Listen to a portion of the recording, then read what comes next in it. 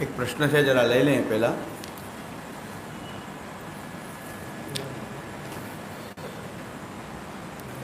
ઘરમાં બંને પતિ પત્ની સેવા કરતા હોય અને પતિ પહોંચી જાય તો પત્નીને કેટલા દિવસ સુધી સેવામાં ન આવી શકાય?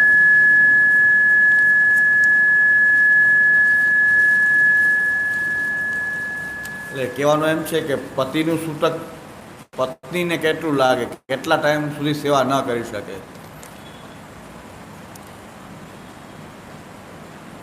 સૂતક બ્રાહ્મણોને 10 રાત્રિ, ક્ષત્રિયોને 12 રાત્રિ, વૈશ્યોને 15.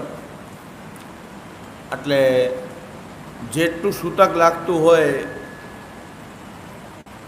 એ એટલું જ પત્નીને પતિનું એટલું જ સૂતક લાગે, અને સૂતક પૂરું થાય એટલે ભગવત સેવા કરી શકાય. 6 મહિના ન કરાય ને વર્ષથી ન કરાય ને, એ નિત્ય સેવા માટેનો નિયમ જ નથી.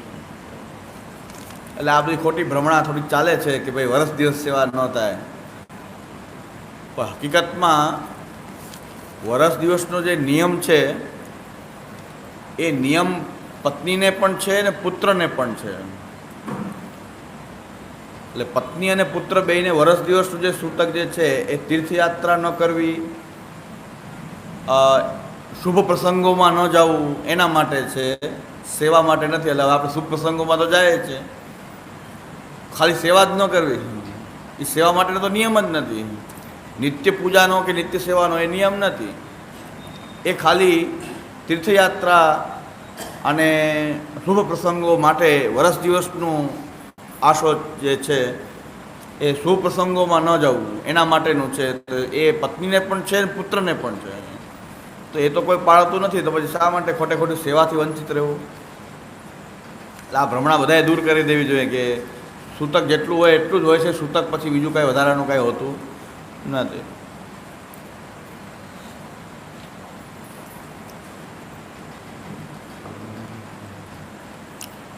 બીજી ચર્ચા એક આપણે કરતા હતા કે પુષ્ટિ માર્ગની જે સાધના જે છે એમાં શરણાગતિ, સમર્પણ પૂર્વિકા ભગવત સેવા, કથા અને તીર્થાટન પણ લઈ શકીએ. મુખ્યત્વે શરણાગતિ, સેવા અને કથા, આ ત્રણને આપણે જો વિચાર કરીએ તો જે શરણાગતિમાં રહેલા છે એ શરણાગતિનું જે ફલિત સ્વરૂપ શું, શરણાગતિમાં જે રહેલા છે એને શરણાગતિમાં નિરંતર શ્રી કૃષ્ણ શરણમમાં અષ્ટાક્ષર મંત્ર, કૃષ્ણાશ્રય, એ ગ્રંથ, વિવેક દરિયાશ્રય આદિ ગ્રંથોના પાઠ કરી અને જે શરણાગતિ જે છે એનું અંતતઃ ફલિત સ્વરૂપ કેવું હોય તો કે કેવળ શરણાગતિની રેન્જમાં પણ એને વિવેક ધૈર્ય સહિત જો શરણાગતિ દ્રઢ થઈ જાય, ષડવિધ શરણાગતિ પ્રભુની દ્રઢ થઈ જાય તો એ શરણાગતિની અંદર એની એ ફલાવસ્થા આપણે શરણાગતિને એક એનું ફલરૂપ સ્વરૂપ કહી શકાય કે વિવેક ધૈર્ય સહિતનો આશ્રય એને દ્રઢ થઈ જાય. ષડવિધ શરણાગતિ અનુકૂલસ્ય સંકલ્પ પ્રતિકૂલસ્ય વર્જનમ કરિષ્યતિ વિશ્વાસો ભર્તૃત્વે વર્ણમ તથા આત્મનૈવેદ્ય કાર્પણ્ય ષડવિધા શરણાગતિ. આ ષડવિધ શરણાગતિ એના બરાબર એમાં જીવનના આચરણમાં આવી જાય અને વિવેક ધૈર્ય પણ દ્રઢ થઈ જાય તો શરણાગતિ એકદમ દ્રઢ થયેલી શરણાગતિ એને માનવામાં આવે. એટલે જે શરણાગતિમાં ચાલતા હોય એને આશ્રય આવો દ્રઢ થઈ જવો, એની શરણાગતિની એક અને શરણાગતિના લેવલ ઉપર એની ફલાવસ્થા આપણે કે આ જન્મમાં શરણાગતિનું જે જોઈએ એવું સિદ્ધ સ્વરૂપ એ વિવેક ધૈર્ય સહિતનો આશ્રય એને સિદ્ધ થાય. ભગવાન એનું જો શરણાગતિ માટે વર્ણન કરેલું હશે તો ભગવાન એની સામે પ્રકટ થાય છે તો કેવી રીતે, કયા ભાવથી પ્રકટ થાય છે? એના રક્ષકના રૂપમાં ભગવાન એના સામે પ્રકટ થાય છે કે તમે મારા શરણાગત છો તો હું તમારો રક્ષક છું. તો એ શરણાગત જે છે એના એ ભગવાન રક્ષક તરીકે પ્રકટ થાય છે. આશ્રયની રૂપથી ભગવાન એની સામે પ્રકટ થાય છે. ભગવાન એવું વર્ણન વિચારેલું હોય કે શરણાગતિથી એને મળવું છે આ જીવને, તો એની સામે ભગવાન એના રક્ષક તરીકે આશ્રયની રૂપથી એના ભગવાન એની સામે પ્રકટ થાય છે. તો ભગવાન એના આશ્રય રૂપથી પ્રકટ થાય. આ શરણાગતિનું સ્વરૂપ છે. સેવા, સર્વસમર્પણપૂર્વક જો ભગવત સેવા પોતાના તન અને વિત્તથી, પોતાના તન વિત્તથી સેવા કરવી એનું બહુ મહત્ત્વ છે. આપણે એમ કહીએ કે માનસીનું જ મહત્ત્વ છે એવું નહીં, તો માનસી સુધી પહોંચવા માટે શરૂઆત જે છે એ બહુ મહત્ત્વની છે. તત્સિદ્ધેય તનુવિત્તજા.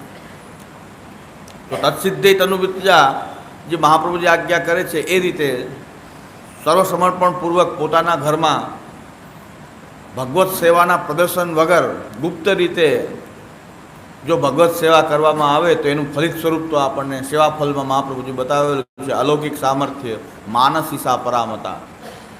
તો માનસીસા પરામતા સેવ્યના રૂપમાં ભગવાન એની સામે, ભગવાનને એની સાથે સંબંધ કેવો, શરણાગતિમાં ભગવાન સાથે સંબંધ કેવો કે ભગવાન એના રક્ષક છે. આશ્રયણી રૂપથી ભગવાન એની સામે પ્રગટ થાય કે તમે મારા શરણાગત છો તો હું તમારો રક્ષક છું. જે સેવા કરતો હોય એની સામે સેવ્યના રૂપમાં કે તમારો સેવ્ય છું, એ સેવ્યના રૂપમાં પ્રભુ એની સામે પ્રકટ થાય. અને એનું ફલિત સ્વરૂપ સેવાનું કયું છે તો કહે છે જે આપણે ફલ નિરોધ કહીએ, પૂર્ણ અલૌકિક સામર્થ્ય કહીએ કે માનસીસા પરામતા કહીએ. તો માનસીસા પરામતા કેવી હોય છે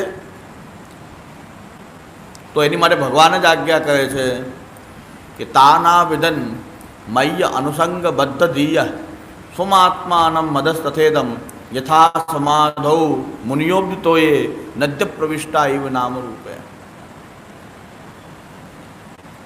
જેમ નદી સાગરમાં ભળી જાય પછી પોતાના નામ રૂપ બધાનો વિલય કરી દે, એમ ભગવાનમાં એવી ચિત્તવૃત્તિ સેવા કરતાં કરતાં પ્રભુમાં એવું ચિત્તનું સ્થાપન થઈ જવું કે આ પોતાના અસ્તિત્વને પણ ભૂલી જાય, કેવલ સેવ્યનો જ વિચાર રહે, અસ્તિત્વને ભૂલાઈ જાય. એ છે માનસીસા પરામતા. યથા સમાધૌ મુનિયોબ્દિતોએ નદ્ય પ્રવિષ્ટા ઇવ નામ રૂપે. તો ભગવાન સેવ્યના રૂપમાં પ્રકટ થાય અને સેવાનું ફલિત સ્વરૂપ જે છે માનસીના રૂપમાં એમને પ્રાપ્ત થાય. કથાની સાધના કરવામાં આવે, કથા સાધનાથી તો શ્રવણ, કીર્તન અને સ્મરણ. જેમ ત્યાં તનુવિત્તજાનો નિયમ છે કે તનુવિત્તજા જુદી જુદી કરશો તો માનસી નહીં મળે. તનુજા અને વિત્તજા અલગ અલગ કરવાથી માનસીની સિદ્ધિ નહીં થઈ શકે, કોઈ કાલમાં નહીં થઈ શકે. તનુવિત્તજાથી જ થશે.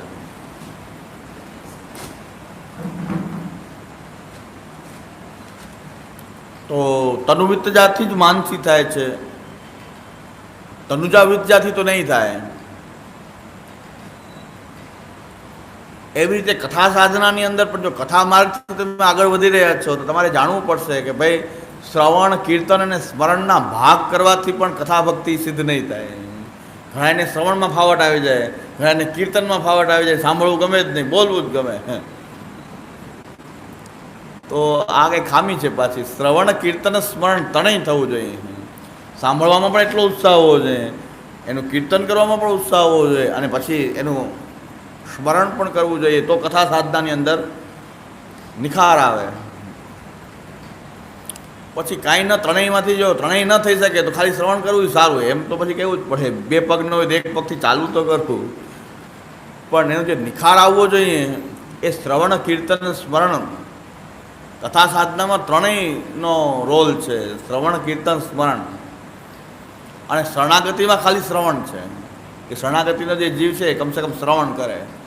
પણ કથાની ભક્તિ કરતા હોય કથા ભક્તિમાં તો એના કરતાં ખાલી શરણાગતિનો અધિકારી જીવને પણ શ્રવણ ખાલી બતાવ્યું છે ત્યાં.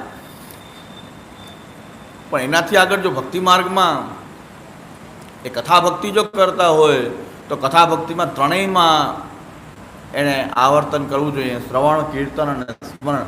એટલે મહાપ્રભુજી શ્રવણ, કીર્તન, સ્મરણ ભેગું એ શબ્દ પ્રયોગ કર્યો છે. બહિર્મુક્તાનું શું કારણ? બહિર્મુક્તા જે આવે છે એમાં મને એવું લાગે છે કે આ શ્રવણ, કીર્તન, સ્મરણના ભાગલા પાડી નાખીએ આપણે, એના કારણે પણ કંઈક બહિર્મુક્તા આવી જતી હોય છે. જે કીર્તન કરવાવાળો વક્તા છે એને એમ થઈ જાય કે હું બધાને ગાઈડલાઈન આપવાવાળો જ છું, મારે કાંઈ સાંભળવાની જરૂર નથી. તો બહિર્મુક્તા ખાલી બોલવાની ટેવ પડી જાય, કીર્તન જ કરે પણ શ્રવણમાં ઉત્સાહ ન રહે તો કંઈક પાછી બહિર્મુક્તા ક્યાંકથી પાછી ગ્રસિત કરી દે. પણ વારાફરતી બધું કરતા હોઈએ આપણી સત્સંગની પ્રણાલિકામાં, એ વારંવાર બધું કરતા હોઈએ કે શ્રવણ પણ કરીએ, કોઈ કીર્તન પણ કરે, અને બધાએ જે કાંઈ કહ્યું છે એનું સ્મરણ પણ કરવામાં આવે તો બધાને એમ થાય કે આપણે બધા સરખા છીએ. બાકી એકને વક્તા બનવાની ટેવ પડી, જોખમકારક તો છે, જોખમકારક છે કે વક્તા બનવાની ટેવ પડી કે જો શ્રવણ કરવું ગમે જ નહીં તો પાછી મુશ્કેલી ઊભી થાય છે. એટલે એ પાછો બહિર્મુક્તાનો થોડોક અવકાશ ત્યાં ઊભો થાય છે. એના મતલબ એનો નિરાકરણ એ છે કે શ્રવણ કીર્તન સ્મરણ ત્રણેયમાં ઉત્સાહ હોવો જોઈએ. ખાલી બોલવું જ ગમે તો કાંઈક ખામી છે. ભક્તિ માર્ગમાં એની ભક્તિ નથી, જ્ઞાન બોલી રહ્યું છે. એનું જ્ઞાન છે એટલે એ વમન કર્યા વગર ચાલે નહીં. જ્ઞાનનું પછી વમન થવા માંડે, ઉલટી થાય. જ્ઞાન બોલવાનો મોકો મળ્યો નથી, વાટ જ જોતા હોય. અહીંયા આવ્યા નથી વૈષ્ણવ, હમણાં આવશે, કદાચ આવ્યા નથી હજી. એમ કહેતા હતા કે અમારે બધા આજુબાજુ વૈષ્ણવ એટલા બધા ભેગા થઈ ગયા છે અમારી સોસાયટીમાં, અને બધા સત્સંગ કરવાનું અમે નક્કી કર્યું. પછી એ ભાઈએ તો મજાકમાં કીધું હશે ગમે એમ, એ કે અમારે બધા વક્તા જ વક્તા થઈ ગયા, શ્રોતા કોઈ નથી. એ તકલીફ છે.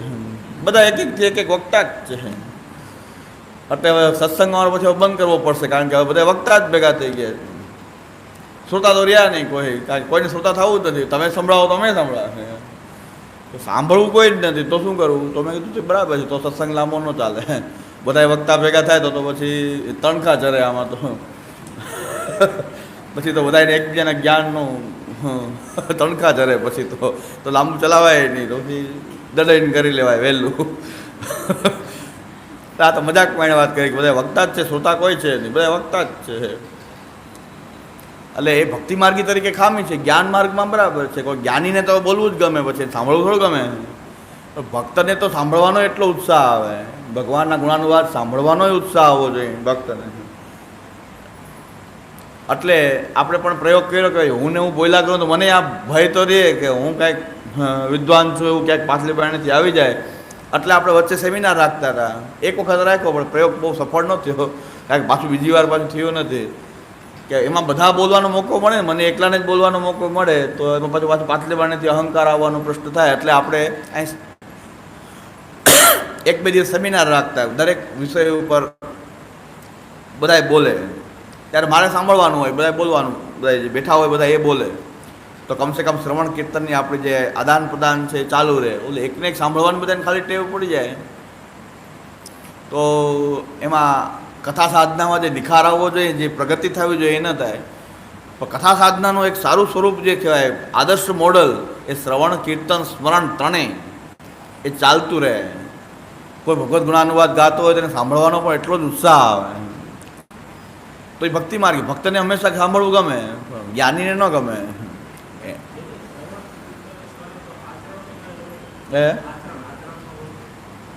એ તો સૌથી મોટી વાત છે ને. બધી વસ્તુ પાછી આચરણમાં તો આવવી જ જોઈએ. શ્રવણ કરીએ, કીર્તન કરીએ, પણ આચરણમાં ન આવે તો પાછું બધું નકામો જવું, પોથીના રીંગણા થઈ ગયા. સેવાની વાત કરીએ, સેવા એ મહાપ્રભુજી બહુ સરસ આજ્ઞા કરે છે કે યોહી ગુરુ સેવામ ઉપદેક્ષતી સ્વયં ચેત્તામ ઉત્તમામ જાન્યાત કથમ સ્વયં ન કુર્યાત અત સેવા પરો એવ ગુરુ. મહાપ્રભુજી એમ આજ્ઞા કરે છે કે જે ગુરુ ભક્તિ માર્ગના પુષ્ટિ માર્ગના ગુરુ હોય એને બોલવાનું શું કે કૃષ્ણ સેવા આપણો પરમ ધર્મ છે. એ તો બધાય બોલે છે, સિદ્ધાંત વાળા અપસિદ્ધાંત વાળા જે પણ હોય બોલે તો આ જ કે કૃષ્ણ સેવા આપણો પરમ ધર્મ છે. પછી આવા અમુક છે અપવાદરૂપ મૂર્ખા લોકો પણ છે, સાવ ઉપલો માળ વગરના પણ છે.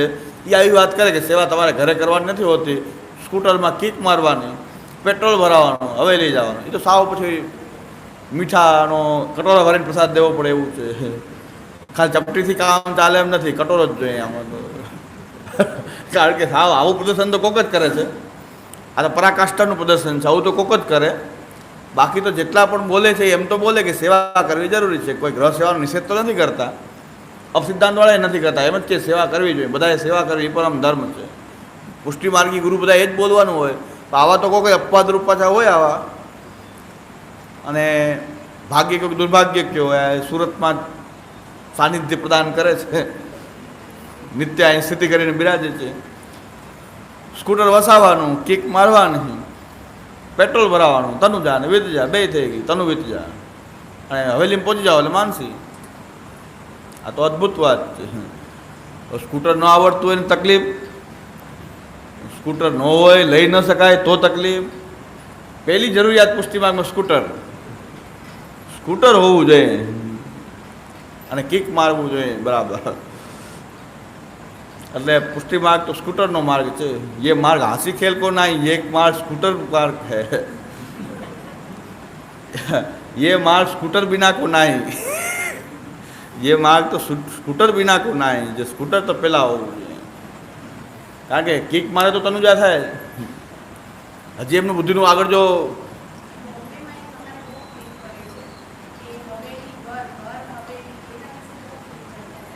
હા હા એ તો સમુદાય તો ખૂબ આપી દીધું પડે એક ને એક વાર વારંવાર આ ક્લિયર કરી દઈશું આપણે તો ક્લિયર કરી બધા સમજીએ પણ એ જ નથી સમજતા, એટલું તકલીફ છે. વિદ્વાન બહુ છે ને એટલે શું કરવું. મેં હમણાં બપોરના પ્રવચનમાં કીધું કે બધાને ખબર પડે કે પતિવ્રતાએ પતિની સેવા કરવી, જેમાં એમ કહેવું પડે કે તમારા જ, એમ કાંઈ કહેવું ન પડે, એને કહેવું પડે. એ કહેવાની વાત છે. તો એટલી બુદ્ધિ નથી ચાલતી તો શું કરવું. તો છે પુષ્ટિ સિદ્ધાંત સંરક્ષણ શિરોમણી વિદ્વાન, શાસ્ત્રના પરમ વિદ્વાન હશે વિદ્વાન, પણ એ આવી સાદી વાત સમજતા નથી. કૃષ્ણ સેવા સદાકારે આ કૃષ્ણ આ કૃષ્ણ આ કૃષ્ણ આ કૃષ્ણ. અરે ભાઈ, કૃષ્ણ તો સ્વામિનારાયણ મંદિરમાં બિરાજે છે, તો શું કરું. સ્વામિનારાયણના મંદિરમાં કૃષ્ણ બિરાજે છે, દાદા ભગવાનના મંદિરમાં કૃષ્ણ બિરાજે, શ્રીનાથજી જ બિરાજે છે. દાદા ભગવાન તો શ્રીનાથજી પેલા વચ્ચે રાખે છે. દાદા ભગવાનના મંદિરમાં શ્રીનાથજી બિરાજે. ના પાડો કે શ્રીનાથજી નથી. હરે કૃષ્ણવાળા શ્રીનાથજીને પધરાવે છે. હવે તો હરે કૃષ્ણવાળા શ્રીનાથજીને પધરાવે છે. તો હવે બધા શ્રીનાથજીને પધરાવે તો બધી જગ્યાએ સેવા કરી આવો, પોતાનું વિદ્યા થઈ જાય. આવી વાત થઈ. એટલે ભાઈ સામાન્ય ઉદાહરણની વાત છે, આ તો સામાન્ય સમજણની વાત છે કે કૃષ્ણ સેવા એટલે પોતાના ઉપર ઠાકોરજી વિરાજતા ઠાકોરજીની જ સેવા થઈ શકે ને. એમાં એમ કહેવું પડે કે પોતાના પતિવ્રતા સ્ત્રીએ પતિની સેવા કરી પોતાના, એમ કે કહેવું ન પડે. સમજવાની વાત છે કે ગમે પતિ છે ને ચાલશે, એવું કોઈ કરતું નથી.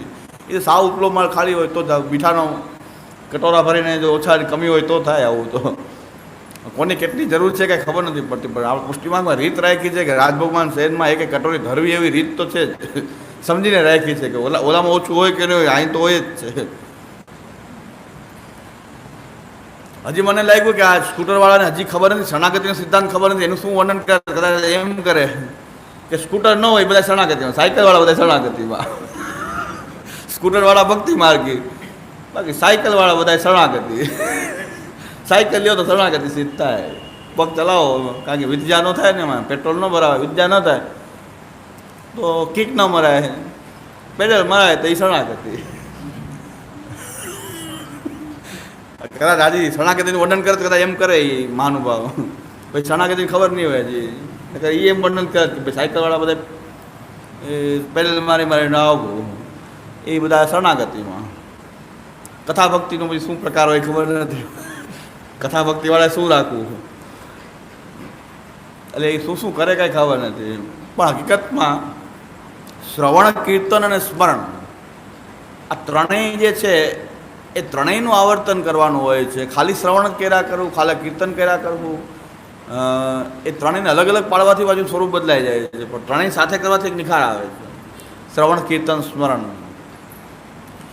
આપણે બે જણા હોય કે યોગ્ય બહુ ભેગા ન કરીએ, પણ એક બે જણા હોય, આપણે બોલીએ ને એ સાંભળે, એ બોલે ને આપણે સાંભળીએ, પરસ્પર એવી રીતે શ્રવણ કીર્તનની જે પ્રક્રિયા છે, શ્રવણમ, કીર્તનમ, સ્મરણમ, એ ત્રણેયની પ્રક્રિયાથી આગળ વધવામાં આવે તો કથા ભક્તિની અંદર પ્રેમ, આસક્તિ, વ્યસન, સર્વાત્મ ભાવની સિદ્ધિ થાય. આ એનું ફલિત સ્વરૂપ થઈ ગયું કથા સાધનાનું. કથા સાધનાનું જે ફલિત સ્વરૂપ ક્યાંથી આવશે, પણ ફલિત નથી થતું એનું કારણ શું કે આપણે ભાગ કરી રહ્યા છીએ. શ્રવણ, કીર્તન એ સ્મરણના અલગ અલગ ભાગ કરીએ તો એનું જે સ્વરૂપ થવું જોઈએ એ નથી થતું. પછી રિએક્શન આવે છે. કીર્તન સતત કર્યા કરે એને એમ લે કે હું ભગવતી થઈ ગયો, બધા સાંભળવાવાળા છે, હું બધા કરતાં શ્રેષ્ઠ છું. ક્યાંક ને ક્યાંક રિએક્શન આવે ભક્તિ માર્ગમાં. એટલે શ્રવણ, કીર્તન, સ્મરણ આ સાધના કરવાથી જો ત્રણેય કરવામાં આવે તો પ્રેમ, આસક્તિ, વ્યસન અને સર્વાત્મ ભાવના રૂપમાં એની કથા ભક્તિ જે છે એ ફલિત થઈ જાય. તો કથા ભક્તિનું ફલ એ પ્રાપ્ત થાય. આ આપણા ત્રણ સાધના, શરણાગતિની સાધના, કથાની અને સેવાની સાધના, આ ત્રણેય સાધનાઓ જે છે એનું આ ફલિત સ્વરૂપ આવી રીતે આપણને પ્રાપ્ત થાય.